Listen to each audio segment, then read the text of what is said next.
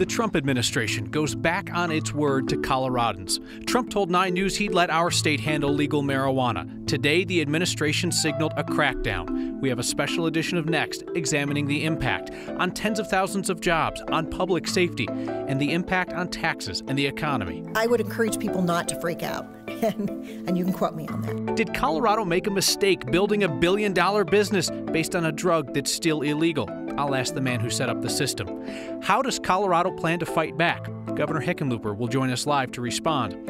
A Republican running to replace him says we should welcome this move. And the little-known man who will be the key if the Trump administration weeds out the industry. Next. Colorado's whole billion-a-year marijuana industry was built on a piece of paper so thin you could roll it up and get recreational with it. The Cole Memo, issued by the Obama administration, offered a sort of truce to states that legalized cannabis. Today, the Trump administration abandoned his campaign position, as he told you here on 9 News. They rescinded the memo. The truce is over. Our Brandon Rittiman explains what happens next.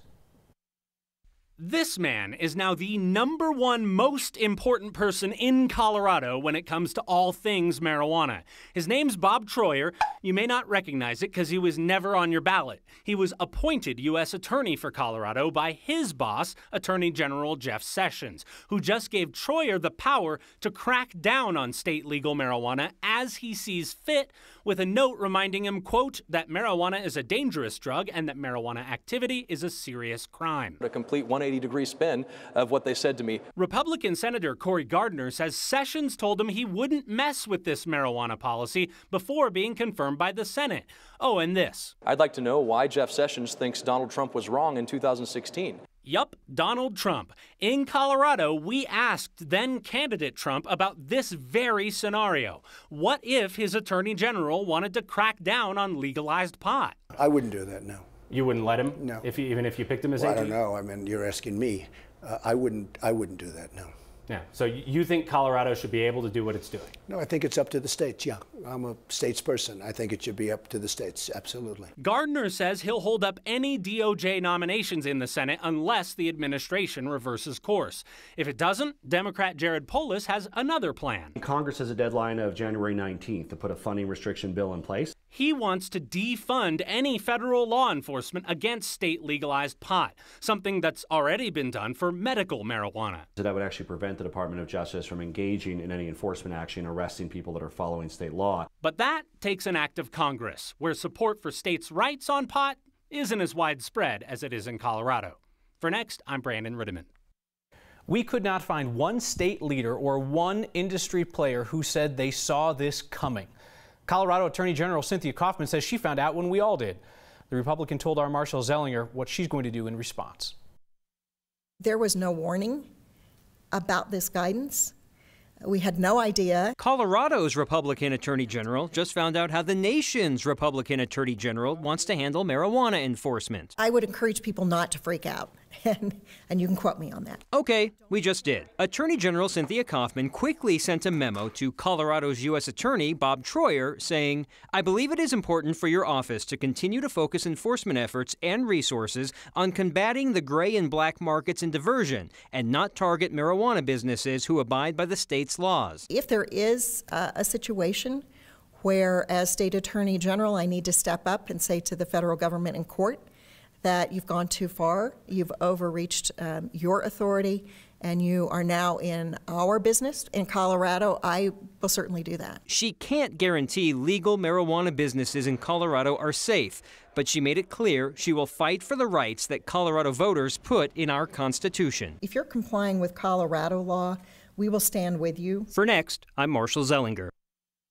Attorney General Kaufman also told us that she's going to work with other attorneys general trying to convince Congress to allow cannabis businesses to use banks. Not a new issue, but now a new development. She told us she's not concerned that that move will encourage the feds to come quickly at Colorado. The man who set up our state's regulatory system for marijuana says they assumed that the federal government was going to be an annoyance, not an impediment. Andrew Friedman told me that all changed today. Is this not what happens when you build an industry on the shifting sands of administrative memos rather than the bedrock of law? Yeah, this has been a risk that people have been talking about hypothetically, for 5 years, but more recently since Trump has been elected. What's happening inside the industry today in small businesses and in large businesses? So I think there's a lot of people going around and telling everybody not to panic. But be concerned. But if you're a new industry trying to get up and running, you've probably seen a lot of your capital withdraw today. You've probably seen some partners that you wanted to work with decide they don't want in. And probably the biggest loser of all, you probably saw your banking go away. So if all this cannabis cash is not in banks, where is it physically? I think this is the big worry. I think if you look at California or Colorado, we're talking about cash that just remains in the streets that you have to take in as cash, hold as cash, and then pay your own payroll with cash. And it will take a long time to get that cash out of the system and back into banks. And that's where you really see cartels come in and figure out how to money launder this stuff. And so I think there's a very real security concern that today's memo brought up. We're joined here live by Colorado's Democratic Governor John Hickenlooper. Thank you for your time. So I'm curious, do you agree with your marijuana czar there that this move by the Trump administration is going to bring drug cartels further into Colorado? Well, that's certainly a risk, and that's probably the largest risk in the near term. If you go back to a cash economy where the banks are, banks are about as skittish as a young colt, and they have always been anxious about their charters are precious. So if this scares them out of the market, then you got people walking around with shopping bags and valises full of cash. And that is an invitation to gangsters, no question. It's a public or a personal safety issue. So if federal agents come for a bank in Colorado that does business with the industry, or they come for a pot shop, they come for a grow warehouse, is there anything the state of Colorado could do? No, federal law supersedes state law. Certainly Senator Gardner spoke, how strongly he's going to respond in terms of even withholding nominees to the Department of Justice. I think that our response is, and again, I've told people not to overreact, because when I met with the Attorney General, and General Sessions told me explicitly, same thing like what he told Senator Gardner, we have other priorities. We have a limited budget. We've got heroin and cocaine. We've got an opioid epidemic. We've got sex trafficking at a level that boggles the mind. This isn't our highest priority. And I think General Sessions, he really does believe that even a small increase in people using drugs in the United States doesn't make us stronger. It makes us weaker. And I hope this is more bark than bite. I think he's just trying to people to slow down a little. I want to ask you about that. What do you think the chances are that this could just be smoke and fury signifying nothing, that this is just another distraction to get people's mind off the nuclear war tweets or the Steve Bannon book or whatever, and that nothing is actually going to happen? What do you think the chances are? I think the chances are probably pretty high, just because, again, 66% of the country has legalized pot, either medical or recreational. So 66% of the people of America have approved marijuana. So he's going to, I don't see what benefit it does the Trump administration or the Justice Department to be against 2/3 of the country. So, I hope this will nudge Congress to the point where, and it's not just getting the banking legalized, let's get to the point where we really can look at, states are supposed to be the laboratories of democracy. Those states, and they're red states and blue states, let them try this experiment legally. All right, Governor Hickenlooper, thank you for your time. You bet. More Coloradans work in the cannabis industry than live in Wheat Ridge or Lafayette or Golden. Let's look at the impact on jobs by the numbers. Let's look at licensed marijuana industry employees in Colorado. There are 34,459 of them. There are twice as many in that industry than there are high school teachers in Colorado or security guards.